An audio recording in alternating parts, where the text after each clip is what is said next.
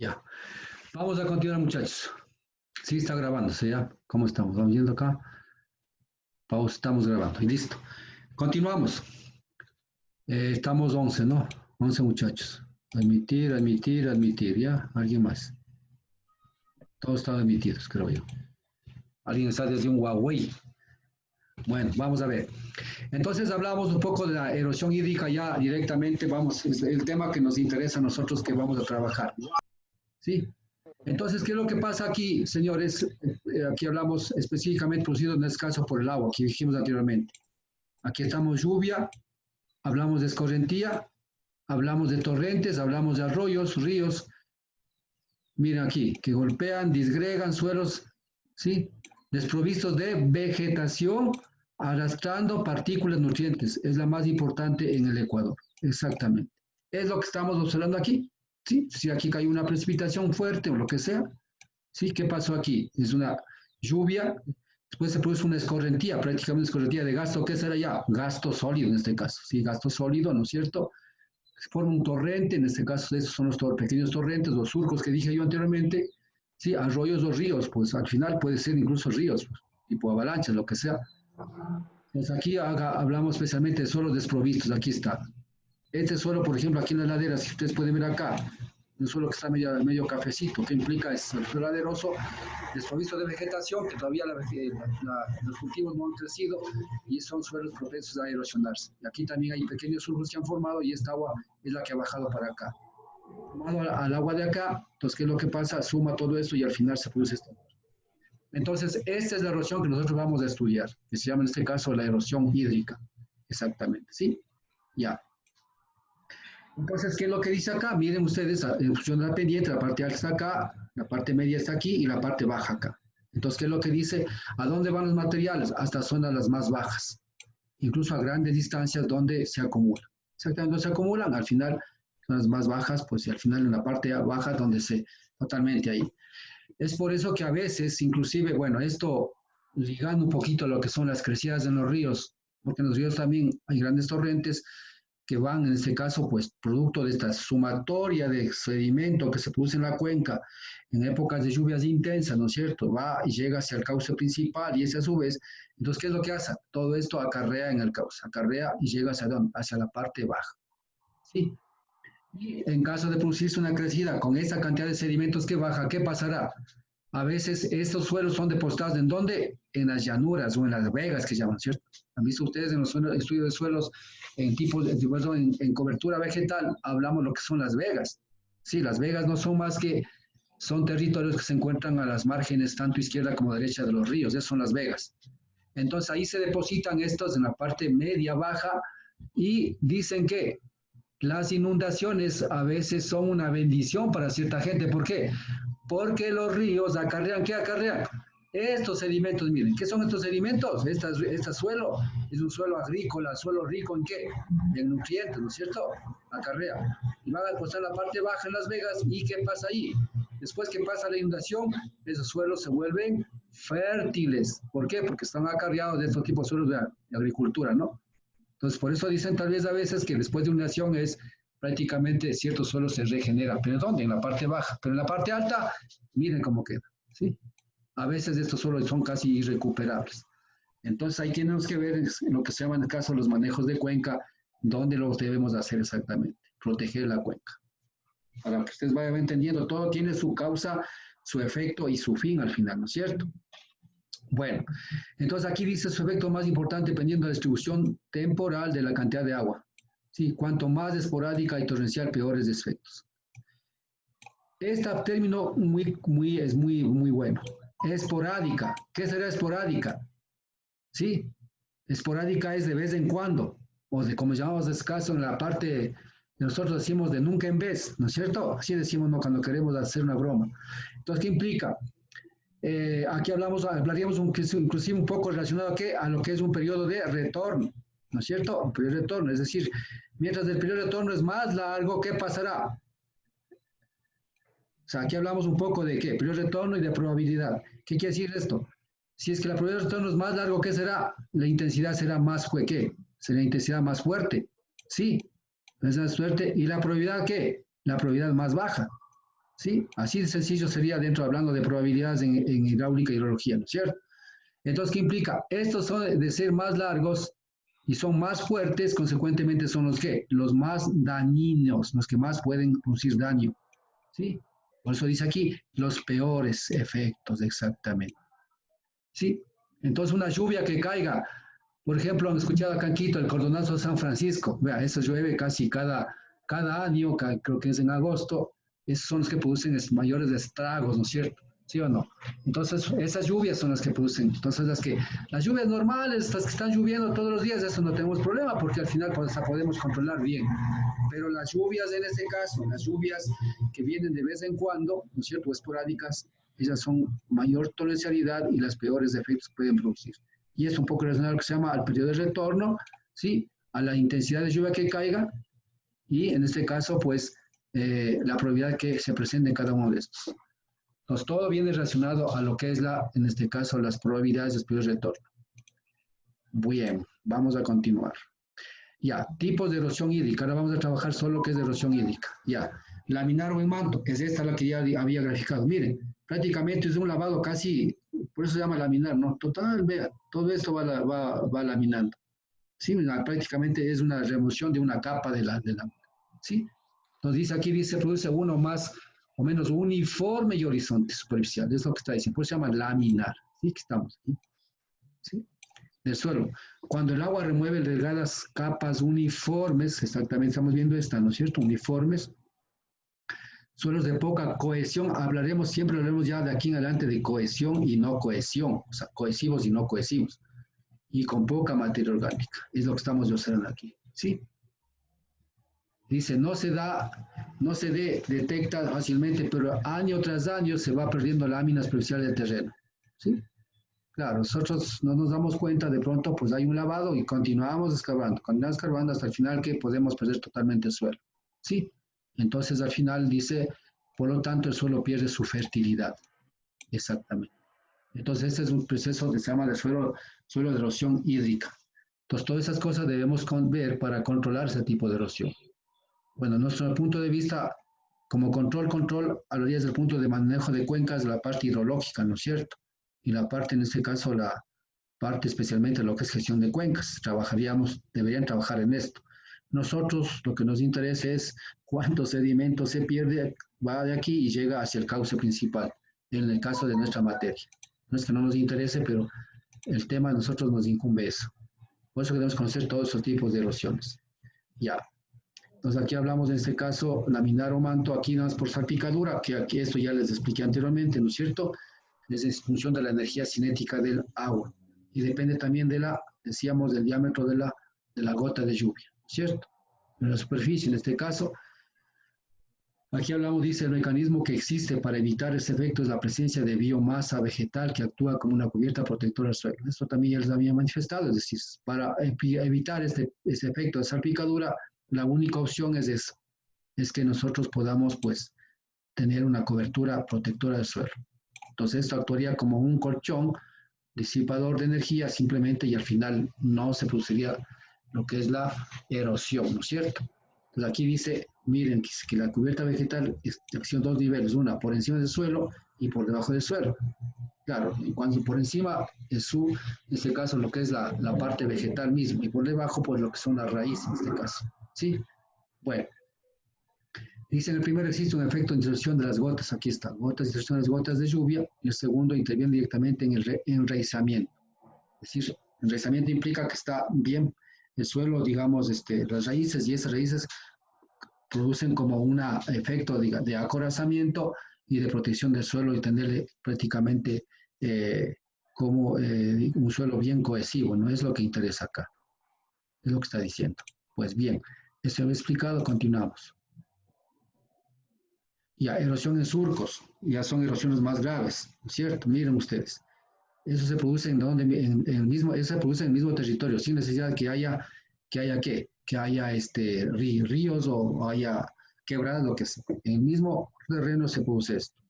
¿Por qué? Debido, miren ustedes, debido especialmente a lo que es el efecto de aquí hablamos la parte antrópica, ¿no es cierto? Que ya interviene el hombre, pues deja desproteger el suelo y se produce una intensidad tan fuerte y comienza a haber un lavado y en este caso pues produce sus pequeñas zanjas, ¿no es cierto? Que se llaman surcos, ¿sí? Generalmente técnicamente se llama surcos, ¿no? Pequeñas zanjas se llaman surcos y por aquí recorre el agua, lo hace su lavado hidráulico, pierde la cobertura vegetal, si ven, cobertura, digamos, cobertura de suelo, de sistema agrícola y totalmente hay un lavado, ¿sí? Entonces, aquí hablamos de capa arable, que llamamos este caso, la capa arable no es más que esta capa de aquí, toda esta capa es arable, esta de acá, hacia acá, por supuesto, ¿sí? Hacia acá, ya. Entonces, dice aquí, aquí dice que, en este caso, dice, bueno, se observan los taludes de las carreteras en forma de regueros. Bueno, eso también se observa, ¿no? Pero aquí está una foto más precisa que podemos ver cómo son en surcos. Creo que todos hemos estado en el campo, conocemos el campo. Ahí se da especialmente esto, ¿no? Y a veces el campesino no toma mucho en cuenta, sino sigue cultivando, pues, rellenando esto y cultiva. Entonces no hacemos nada para proteger el suelo en este caso. Ya, cárcavas y barrancos que son los más graves. A veces se dan cuenta aparte, comienza una erosión pequeña que es la laminar aquí, miren, parecería imperceptible, por eso dice aquí que a veces no nos damos cuenta, dice, y seguimos trabajando ahí. Luego viene la erosión, bueno, salpicadura, que es la remoción del suelo mismo, y acá ya los surcos. Esos surcos ya es un paso a cuál, es un paso a este tipo de erosión. Ve aquí, incluso aquí está, parece que es el Kevin que está ahí trabajando ahí en esa cárcava, vean, ahí está midiendo la altura. Es Kevin, mire aquí, ¿sí? Ya. Entonces aquí hablamos cárcavas y barrancos, ¿sí? Entonces aquí, miren ustedes, todo esto es ya producido una especie de surcos, y esto ya profundizado, pues nos da ya lo que son las cárcavas. Esto ya prácticamente es un daño total del suelo. Pues aquí, ¿qué se produce? Pérdida total del suelo, pérdida de calidad del relieve y pérdida de capacidad de reserva de agua. Si aquí no puede incluso, digamos en este caso, infiltrar agua, reservar agua, ¿sí? Entonces, aquí estamos a un paso a lo que se llama en ese caso lo que es la desertificación. ¿Sí? Entonces, aquí, ¿por qué se produce eso? Miren lo que está diciendo acá. Presión de pastoreo y malas prácticas de manejo. Sí saben qué es el pastoreo, ¿no es cierto? El pastoreo es cuando no es que nosotros tenemos en un pequeño área de superficie de suelo, podemos tener cantidad de ganado, cantidad de cada vacuno, porcino, lo que sea, sino que también aquí hay normas, de acuerdo a los estudios, pues el número de animales por cada hectárea de terreno. Y cuando hay un proceso de mayor cantidad de animales por hectárea de terreno, implica que hay se llama el sobrepastoreo. Pues aquí vamos en este caso lo que llamamos el sobrepastoreo. Sí, sobrepastoreo, que es lo que el ganado consume mucha vegetación, prácticamente que dejará un suelo así desnudo, más produce que un proceso en este caso un proceso de cohesión del suelo, es decir, hace un suelo bastante duro y al estar esto, al llover, prácticamente comienza a haber efectos salpicadura y comienza a tener este problema. Entonces, son cosas que nosotros debemos ir conociendo cómo se viene formando lo que es los procesos erosivos y la procedencia de los sedimentos, debido a qué factor se da. Bueno. Aquí, la sofucción, que yo les dije, en este caso, pues miren ustedes, la sofucción, yo había dicho algo similar a esto un poco, pero ahora sí ya viene ahí el estudio mismo que es la sofucción, ¿sí o no? Dice, se producen los márgenes de los terrenos donde los niveles pueden llegar a perderse la base del talud con lo que se cae. Entonces aquí ya estamos prácticamente en ese proceso, miren ustedes. Aquí hay un proceso donde está el Kevin, aquí miren, hay un proceso que vean, miren. Entonces aquí ya tenemos esta contrapendiente ya en este caso. Que esto pues, tranquilamente, dependiendo del tipo de suelo, puede deslizarse, puede caerse. Ya no por acción del agua, sino simplemente por acción de la gravedad. Entonces, cuando cae esto, ¿qué pasa? Este suelo se queda acá y luego se desliza hacia aguas de abajo. Hay una lluvia y esta agua con lodo, con este caso sedimento, será trasladada hacia aguas de abajo. Entonces, son pasos que ya al final se da esto mismo, ¿sí? O sea, quedan taludes prácticamente, llamemos el caso, frágiles, ¿sí? Entonces, esto es lo que se produce acá, lo que se llama ya el proceso de sofusión, ¿sí? Entonces, aquí, por ejemplo, este talud se cae, si ven acá lo que está indicando, ¿sí? Y queda el nuevo talud. Entonces, al final se ha formado una nueva quebrada, un nuevo, digamos en este caso, un nuevo cauce natural seco de pronto, ¿no es cierto? Y un poco hasta cierto desértico. Entonces, aquí hablamos de caída del talud por pérdida de base. Al final, la base, hablamos en este caso lo que se llamaría, lo que nosotros llamamos en ingeniería, lo que es el círculo de falla. ¿Sí? Entonces, por ejemplo, aquí yo podría decir que el círculo de falla de este es acá. ¿Sí? El suelo estaba por aquí, miren ustedes, donde el círculo de falla es de este. Así. ¿Sí? Y efectivamente dice que el nuevo perfil es de este, entonces, ¿qué pasó? Todo este suelo perdió, se perdió. Entonces, está dado en el círculo de falla, prácticamente. Lo mismo acá, el círculo de falla es este. Entonces, todo este suelo se perdió y el nuevo queda acá. Entonces, y así continúa hacia el nuevo. ¿Correcto? Es lo que nos está diciendo este tipo de... Entonces, aquí ya tenemos que ir pensando como ingenieros del agua, qué es lo que podemos... Aquí hay soluciones a ciertas cosas que debemos ir practicando para que, especialmente lo que es manejo, lo que es gestión de cuencas, que ustedes tienen una materia, me parece que es gestión de cuencas, ¿no? O no, ¿cómo es la materia de ustedes? ¿Gestión de cuencas es o gestión de territorio? ¿Cómo es esa materia? Gestión de recursos hídricos. Ya, entonces ahí deberían trabajar en esos temas. ¿Sí? Temas que ustedes pueden plantearle a su profesor, ¿cómo hacemos esto? Que nos dio en hidráulica aplicada, les dice. Bueno, las coladas de lodo, eso ya viene un poco lo que llamamos un poco lo que son las avalanchas. Sí, las avalanchas, ¿han escuchado ustedes las avalanchas, flujos de lodo? Entonces aquí ya estamos hablando, miren ya, después de todos los procesos nos puede dar otros tipos de procesos. Por ejemplo, aquí aquí el problema es esto, por ejemplo, aquí es problema de agricultura. O sea, es una erosión producida por ¿cuál? Por el hombre. Acá hablaríamos de un proceso de qué, un proceso natural. Los dos procesos que podemos observar, este natural y este en caso de lo que es el artificial, ya en este caso. Pero los dos llevan a dónde? Llevan a estas coladas de lodo que producen deslizamientos en este caso, producen deslizamientos de lodo. En el caso del Perú, ¿cómo se llama este deslizamiento? ¿Saben ustedes tal vez? ¿Cómo se llaman en el Perú? ¿Alguien conoce el Perú? No. Rose está más cerca. A ver, Rosemary, ¿conoce el Perú? La Rose está más cerca. A ver, Rosemary, ¿cómo se llamará esto? ¿Cómo le llaman en el Perú a estos deslizamientos? Flujos de lodo. ¿O colas de lodo? ¿Tiene idea? Rosemary. Que sí conoce, dijo en el chat, profe. Bueno, yo el chat no leo, o sea, aquí yo quiero que me hablen acá. El chat leo mañana. Bueno, a ver, vamos a ver, verán. A veces nosotros estamos acá en Ecuador. Entonces nosotros no solamente debemos tener lo que se habla en el Ecuador, la ciencia en Ecuador, y de pronto lo que nos daban los profesores, bueno, muchos son españoles, extranjeros, lo que sea, pero no conocemos la realidad de nuestra Latinoamérica, ¿sí? Entonces siempre debemos leer, porque nosotros podemos leer documentos de Colombia, documentos del Perú, que son muy buenos documentos, igual que ellos leen los de nosotros, los estudios. Entonces, por ejemplo, los peruanos, a estos nosotros les llamamos deslizamientos o coladas de lodo, también llamamos coladas de lodo, deslizamientos o flujos de lodo. ¿Ellos saben cómo les llaman a esto? ¿Cómo creen que se llama?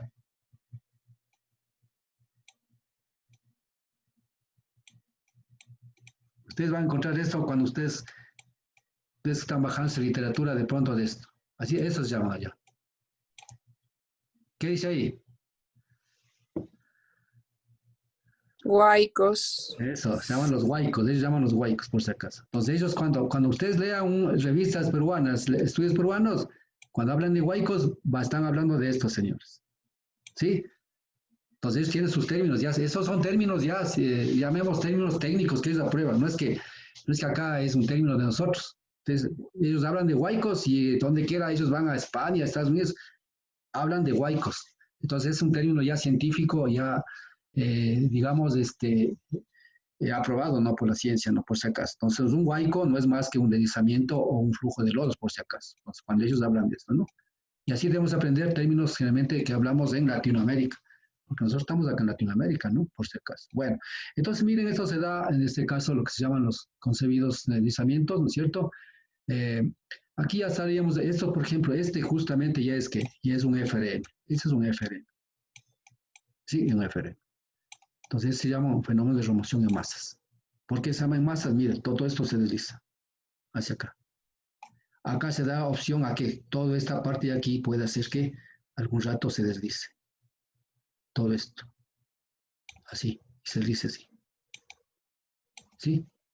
Algún momento. Este en cambio ya está deslizándose. Si ustedes pueden ver, aquí está justamente la cima del deslizamiento. Entonces todo esto está. Entonces al final cuando esto caiga, si está la vía, mira lo que afecta a la vía acá. Estamos pasando nosotros, seguro. O hay habitaciones por acá, peor todavía, digamos, población, ¿no? Entonces, para esto, pues, exactamente, cuando hacemos vías, en las vías nosotros ha pasado mucho, ¿no? Entonces aquí, cuando hacen una vía, siempre tendrá que haber lo que se llama el tratamiento de taludes, ¿no? Eso que nunca han hecho, bueno, en el gobierno anterior han hecho mucho de esos, pero igual falta. Ustedes ven, por ejemplo, la circunvalación de Ambato, todo el mundo hemos viajado por ahí. Esa vía, ¿se acuerdan ustedes que antes, digamos, antes del gobierno anterior mismo, no de este gobierno, sino lo anterior, prácticamente vivía casi cerrado, siempre colocado vallas de acá y vallas de acá? ¿Por qué? Porque había ¿cómo hacían las vías antes? Solo hacían la vía, quizás sin cunetas, sin nada, y eso era la vía. Pero no se preocupaban de esto, ¿no? Entonces ahí en la circunvalación de Abato morían ¿cuánto? Morían cantidad de gente porque por deslizamientos que se producían en esa vía, en la circunvalación, desde la entrada sur hasta la salida a Baños. Entonces el gobierno anterior, el de Correa, ¿qué hizo? Él tomó la batuta y al final todo esto estabilizó, si ustedes vieron. Yo he viajado muchas veces acá, ustedes también han viajado.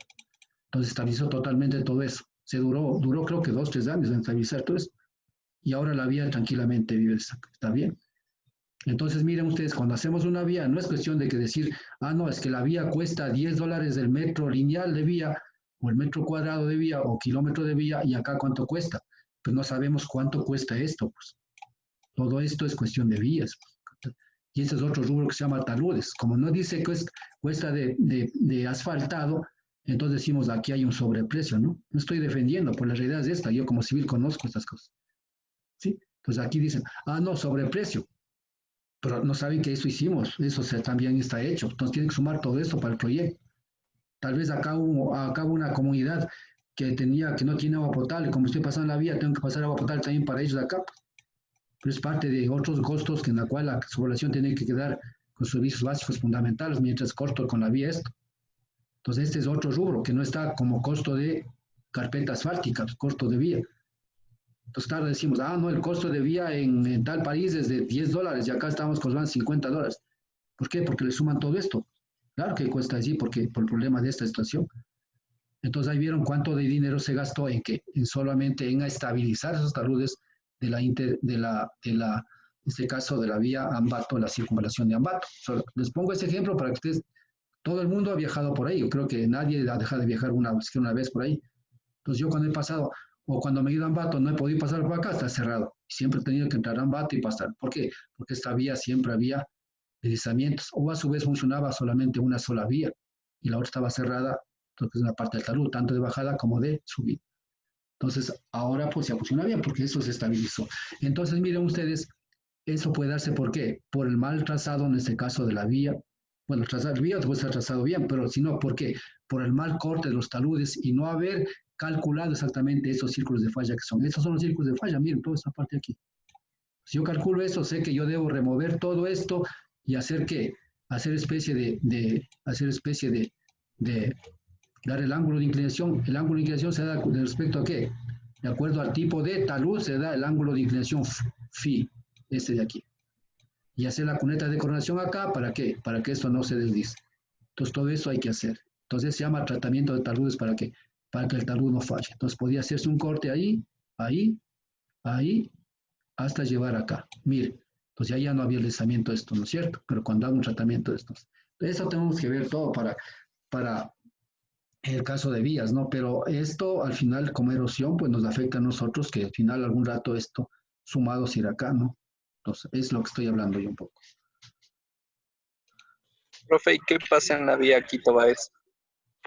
La vía Quito-Baeza, ya, la vía Quito-Baeza, esa es una vía que realmente se da ese tipo de deslizamientos, Ahí estamos hablando exactamente de esto, pero ¿qué pasó? Esa vía ya estaba hecha, implica de que esto, cuando hicieron la vía, trazó la vía, debía haber exactamente estos estudios, porque es una vía totalmente que tiene acá son intensidades tan fuertes de lluvia, porque esa zona es altamente lluviosa, ya.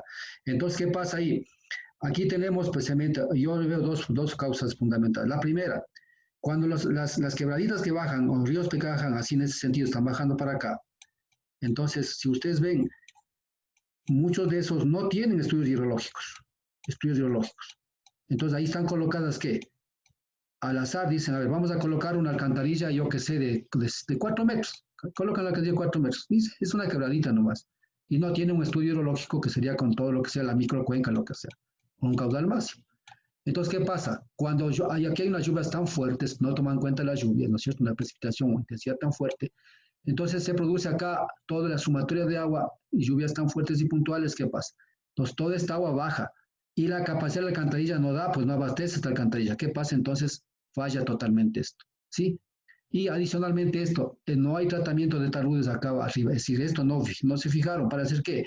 Para hacer un tratamiento de taludes, es decir, esto debían botar esos taludes. Ustedes han visto ustedes la vía Guacamayos, que siempre está, digamos, sí, pues en Guacamayos se llama, ¿no? Cuando entramos al Tena recién, desde acá arriba. Y ahí, por ejemplo, ahí está deslizándose. ¿Qué están haciendo ahí? Eso están haciendo, lo que acabo de dibujar de aquí. Eso están haciendo. No sé si ya acabarían porque ya no voy tiempo del Tena. Cuando ya me vaya, voy a de ver. Entonces, ahora recién están haciendo. ¿Desde dónde están comenzando? Desde acá arriba. Claro, deben comenzar de acá, porque si no de acá se mata. Comienzan de acá bajando. Bajando. ¿Qué es lo que están haciendo? Recién estabilizando. Cuando para hacer la vía debían haber hecho esto, para estabilizar. De pronto, por el costo sería un poco comprensible. Pero ustedes saben, hacer una vía de unión costa-sierra, casi una vía casi tipo de 35, debería haber una inversión mayor para hacer este tipo de tratamiento, Tarus. Es decir, trabajar bastante en lo que es la geología, ¿sí? Y es una zona altamente lluviosa, entonces, ¿qué implica aquí? Tienes que hacer todo el tratamiento posible para bajar esto y tener estas cosas acá. Porque la vía ya estaba hecha. Entonces, lo que falta para mí es exactamente hacer este estudio. Todos los estudios de todos los taludes que hay ahí, todavía tienen que hacer estudios. Y en caso de estudios, a ver, porque facilito es en geología detectar lo que se llaman los círculos de falla. Más lo que es la intensidad, yo puedo hacer una modelación y ver cuál es la probabilidad de que este círculo de falla, porque el círculo de falla simplemente se da ahí nomás así se da el círculo de falla. Entonces implica de que el suelo, es decir, esta superficie es como que sobre la cual va a deslizarse la torre sobre así y baja, ¿sí? Entonces ya eso tengo que coger, quitarle peso, lo que toca es, así como están aquí haciendo, quitando peso. Y si llueve, pues aquí tengo que hacer cunetas de coronación para que esta agua que vaya, esta agua vaya lateralmente y bote hacia dónde, hacia otra quebrada que baje por acá. ¿Sí? Eso tienen que hacer. Y es lo que estaban haciendo, no sé si terminarían, que es el trabajo que hay que hacer. Eso ya lo hacen en ingeniería civil, ¿no? Por supuesto, bajo el estudio de la parte geológica. Bueno, como muchos civiles también lo manejamos eso, pero más los geólogos manejan eso. Entonces, es lo que está pasando en Papayacta. No hay el tratamiento debido a lo que son taludes y las alcantarillas son, para mi concepto, espero que me equivoque, son colocadas al ojo. ¿Por qué? Porque no tienen la capacidad suficiente de desaguar estos caudales que se producen en estas pequeñas microcuencas de acá. Como vemos que vamos ahorita y ven estos caudales que dicen, no, aquí simplemente pongamos de 4 pulgadas o de 4 metros y punto, se acabó y ponemos. Ahí están las fallas. Por eso ahora, por ejemplo, en ese puente que está, en el puente que se llama Baile, que se hicieron un nuevo puente, si vieron ahí, entonces ese puente ya tiene mayor luz, mayor altura. Entonces, por ahí sí ya pasa el agua ya. Referente a lo que era un diámetro de una alcantarilla, tenía este diámetro. Ahora, ¿qué pasa? Toda esta parte ya es así. Y aquí está el puente. Entonces, miren, todo el agua ya a la recurrencia dada ya puede pasar todo esto. Todo esto es el caudal que puede pasar bajo el puente que está hecho, el nuevo puente que han hecho. Creo que es la única obra del Lerdín que ha hecho en el Ecuador. Antes tenía que pasar agua por aquí. ¿Sí? Entonces ya depende, en ese caso, de los técnicos del EMOC. En este caso de METOC, ¿no? Para hacer estas cosas. Entonces, eso es lo que ha pasado en Papayacta para mi concepto, desde mi punto de vista hidrológico y hidráulico. Y por supuesto, cuando finalmente, para terminar esta explicación, sería que cuando yo tengo esta capacidad de alcantarilla muy pequeñita, y yo por ejemplo, daba esto cuando doy alcantarillas, aquí hay que ver que cuando yo diseño alcantarilla y cuando yo diseño una cuenca de esa naturaleza, yo tengo que ver qué tipo de materiales pues, pueden bajar acá. Consecuentemente, si es que yo con un caudal líquido me dice que debe poner de 4 metros, yo tomo en cuenta, ¿qué tomo en cuenta aquí? Una obstrucción que puede pasar, ¿qué? Porque es una cuenca natural. Puede bajar escombros, puede bajar ramas y puede taponarme y esa cosa acá. Y disminuye mi capacidad de circulación del agua. Entonces, esto yo debo tener una alcantarilla de mayor tamaño, considerando una obstrucción de qué? De este tipo de materiales. Porque para diseñar alcantarillas tengo que saber qué tipo de cuenca es la que estoy tomando en cuenta para el diseño de esa alcantarilla. ¿Sí? No es lo mismo diseñar una alcantarilla pues en la parte baja donde está todo controlado que diseñar en una montaña donde baja pues escombros, baja tierra, baja toda esa cosa y puede taponar esto. Adicional a esto, pues hay que saber que cuando yo construyo, yo debo también hacer mantenimiento. ¿Y el mantenimiento qué es? Después de cada época lluviosa, en este caso se llama pues, ¿no es cierto?, verano, invierno, que algo que no hay aquí, pero después de cada época invernal hay que hacer un mantenimiento. ¿Limpieza de qué? De alcantarillas y limpieza de, en este caso, de sumideros y limpieza de, ¿qué más? De cunetas. Cuando hacemos estas tres cosas, entonces la vía permanece ok.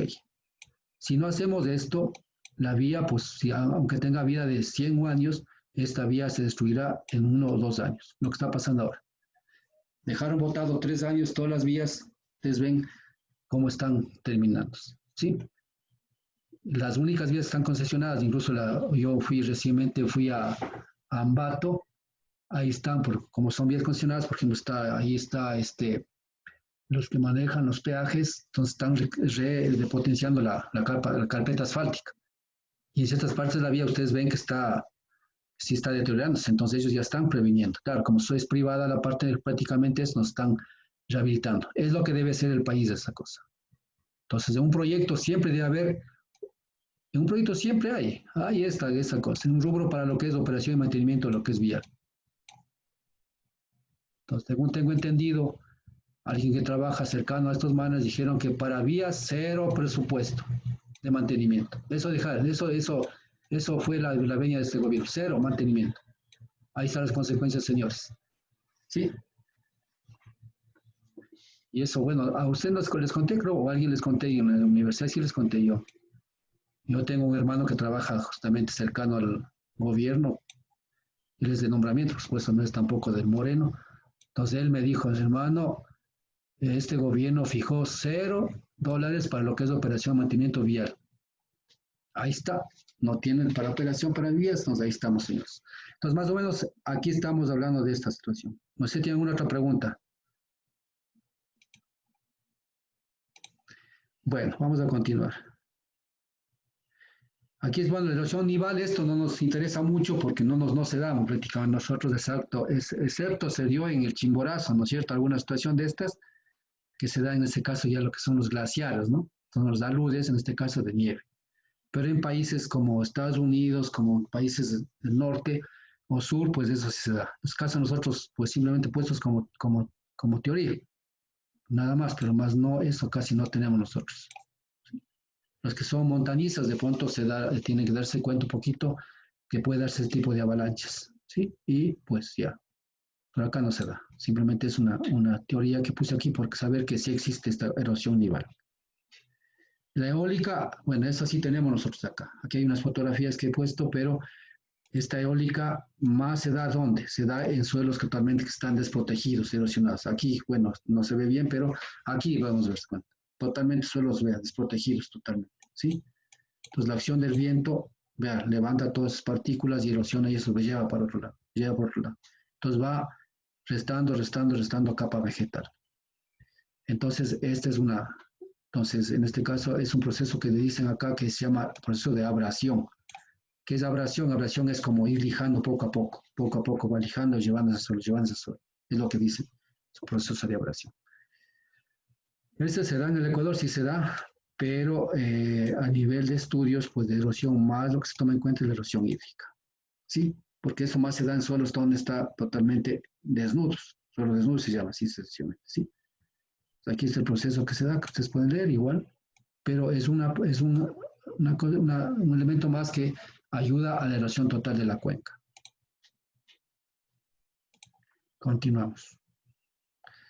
Bueno, aquí agravantes de la erosión. Sí, bueno, aquí ya depende un poco de lo que se llama erosión hídrica, tiene mayores efectos en las siguientes circunstancias. Aquí estamos hablando. Aquí les decía un poco. Suelo seco, que estamos viendo ya, suelto, de textura fina. Claro, textura fina porque es más fácil de levantar. Especialmente eso se da cuando ustedes ven que está recién el terreno está agarrado para sembrar, ¿no es cierto? Y ahí está seco, hay un viento y todo eso va levantando. Entonces toda la capa vegetal va llevando. Entonces por eso pues no es muy aconsejable en que el rastrojo después de la cosecha sea quemado, sino que ese rastrojo puede hacer que formar parte de este suelo que está para sembrar.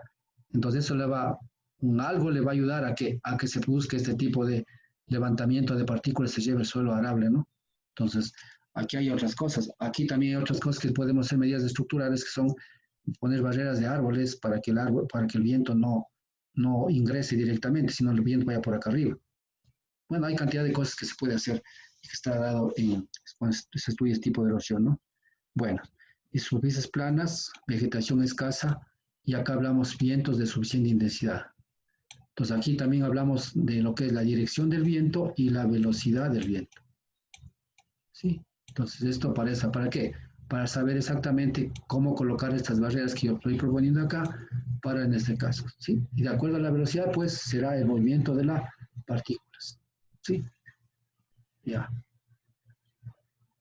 Entonces esto sí es importante para tener una idea de cómo se produce esta erosión. Bueno, vamos a la erosión antrópica ahora sí, ¿no es cierto? Ya lo hemos visto aquí, hasta aquí hemos visto lo que es la erosión natural. Ahora vamos a lo que es la entrópica. La entrópica hablamos, en este caso, miren, acá vamos. Se podría decir que la antrópica comienza con la deforestación, exactamente, ¿sí? Porque para sembrar, para cultivar, ¿qué pasa el hombre? El hombre lo que hace es avanzar, bota lo que es árboles y comienza a cultivar la tierra. Y al cultivar la tierra, a veces no siembra el producto real que debería, digamos, proteger el suelo, sino siembra cosas que de pronto simplemente él dice para tener su mayor productividad, pero sin proteger el suelo, ¿sí? Entonces aquí también hay muchas técnicas, por ejemplo, para manejar esto, por si acaso. Hay procesos, por ejemplo, la silvicultura. La silvicultura es un proceso que se puede hacer acá con la finalidad de que si yo estoy sembrando un producto, pero otro producto está todavía ahí y ese producto es el que le va a defender al suelo, a proteger el suelo. Bueno, hay algunas técnicas, ¿no? Que alguna vez yo escuché, pues y he visto que hacen para lo que es en este caso el proceso de deforestación, de tener esto. Pero bueno, ¿cómo comienza con el proceso de deforestación? Cultivos abusivos, justo lo que estaba hablando, ¿no es cierto? ¿Qué quiere decir cultivos abusivos? A ver, Lady, ¿qué será cultivo abusivo?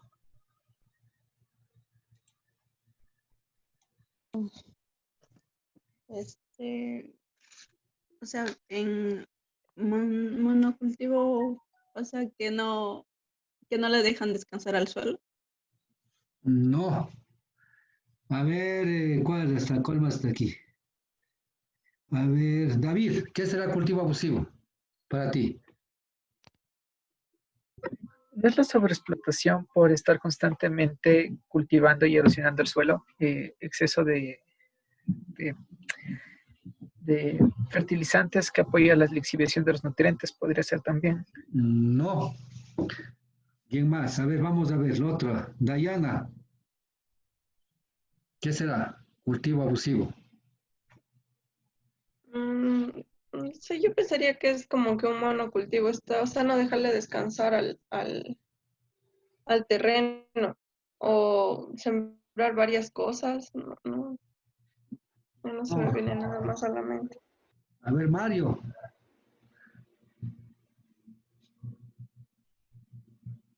¿Estás ahí, Mario? Siempre. Dime, ¿qué será para vos cultivo abusivo? El que le hace bullying al otro. No, mentira. Cultivo